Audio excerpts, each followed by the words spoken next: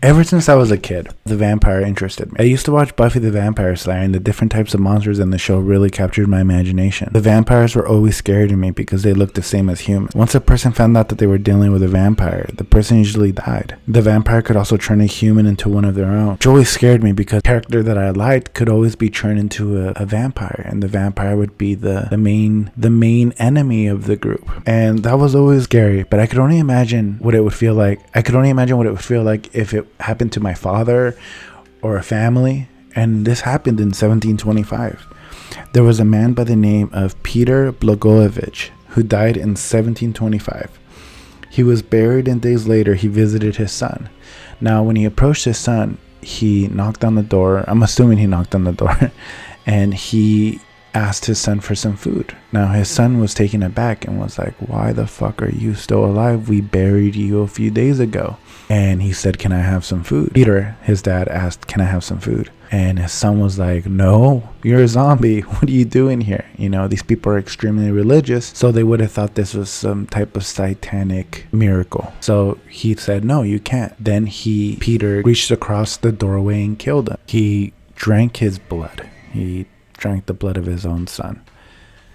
There's also another story about his wife. He came across his wife, and when he came across his wife, he grabbed her. He demanded his shoes, and when he wasn't given his shoes, he became extremely scary. His wife took off, moved to a different town, and they never saw each other again. So after this, a bunch of people started to die. Like about 9 people started to die, and everybody in the village was fucking terrified. So they went up to this guy, and he's like the leader of the town. I think he was connected to the government somehow because he wanted to get permission to investigate from the state. And when they came to the conclusion that it was Peter that was buried a couple weeks ago, he said, "Okay, let me ask for advice or permission from the state." And at this point, they're connected to Austria, and the priest and the group of people in the village said, "No, we have to act now. We don't have time to send a letter to the state." The people wanted to act now. They didn't have time to go looking for this thing. So they decided,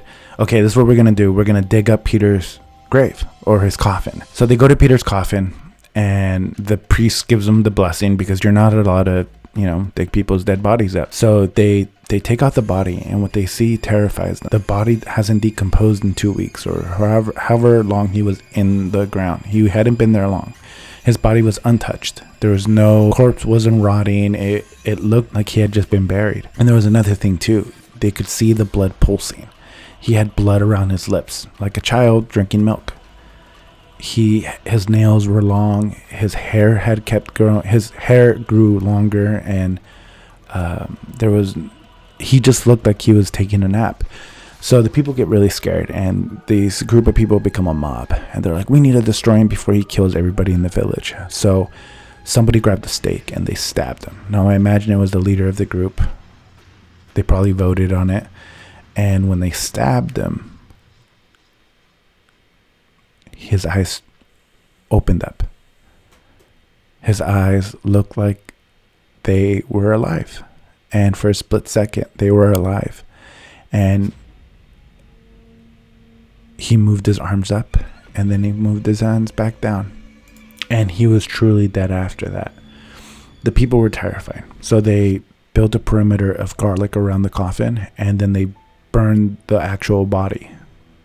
Who knows if this soul or demon that possessed his body could also possess other dead people. So it was smart. And that was the account of one of history's true vampire stories.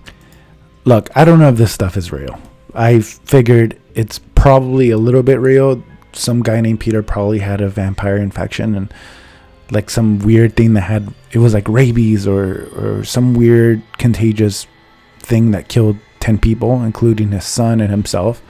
And he was patient zero. And this tale of the vampire developed from this story. And, there could be diseases. Oh, we know for sure diseases, viruses, whatever, bacteria. It comes from human and farm animals. So unique strains can develop out of nowhere. Now, I know that a lot of viruses and crazy diseases come from central China steppes.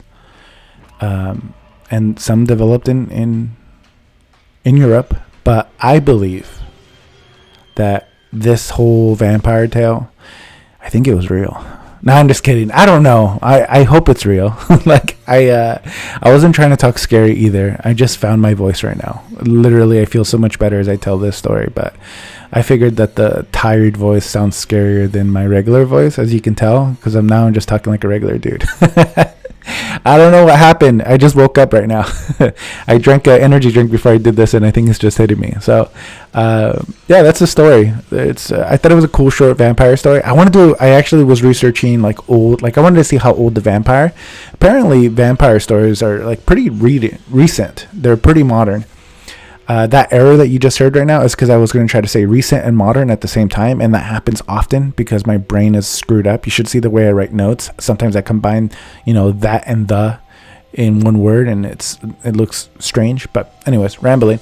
Back to the story. So yeah, the vampire mythos that all happened within a certain amount of time, like 1700s. And it happened like in Serbia, Greece, like the Baltic area. Baltics? I think it's Baltics. So that area is famous for it, like Transylvania, Dracula, all that stuff. It came from that area. It's Eastern Europe. The thing is, vampire, blood-drinking demons, monsters, that is old. There's stories in Samaria. There's stories, or is it Sumer? I think it's just Sumer, not Samaria. And then there's Babylonian drinking, primordial beans, I think. And then I know Egypt and Greece has them. So the blood drinking monsters is old, but I think the way we know vampires with the attractive pale skin, the Dracula type vampires, those came from Eastern Europe, and they were like 300 to 400 years old. So, it's interesting. I don't know if it's real. I'd like to think that it was just a virus, and I hope that monsters aren't real. But if they are real, that would make life a lot more interesting, but a lot more scary. So what do you guys think? So if you like this story, like and subscribe. Give me some criticism, because I don't know what the hell I'm doing. Sometimes I want to do the story. I want to talk like this and be very scary. But I think I just sound like I'm trying to be sexy. I don't know. What do you think? Okay. Rambling. Time to end the podcast. This is probably going to be I did a lot of research on this story, so I think it's a good story. I don't know. Let me know. Bye. See ya.